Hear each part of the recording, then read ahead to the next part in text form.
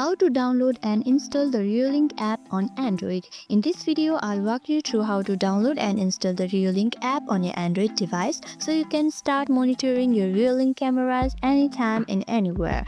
So let's get started. On your device, open the Play Store. This is where you can safely download all the official apps. Now tap the search bar right here, tap on search, and at the top search bar tap on it and type in Reolink and hit search.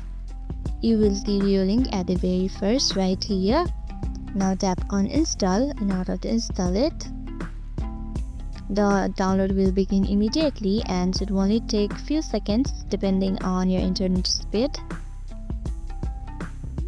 After installation is complete, tap open to launch the app, or you can also find the Reolink icon on your home screen when you go back to your home screen. As you can see, Reolink app is right here.